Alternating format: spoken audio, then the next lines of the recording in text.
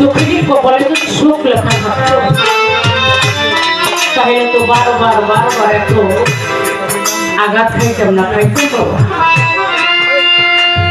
যদি সুখ থাকতো তাহলে মা থাকতো, বাবা থাকতো, সবই থাকতো, দুঃখ প্রকাশ করতে পারতো।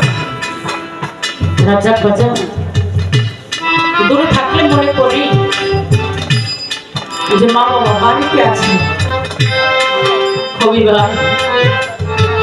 যখন ওই বাড়িটার ভিতর ঢুকি তখন বুঝি যে মা বাবা কোথায় আছে। দূরে বসে মনে মনে ভাবি যে বাড়িতে গেলে তাদের কথা বলতে পারবো, তাদের সাথে দেখা করতে পারবো। যখন ওই বাড়িটার ভিতর ঢুকি তখন বুঝি যে কে আছে আর কে নাই। বাবার চতুর্পাশে দাঁড়িয়ে দাঁড়িয়ে ডাকি, মায়ের চতুর্পাশে ডাকি, একটা ডাকে সাড়া দেয় না। তাই কবিতাটা রচনা।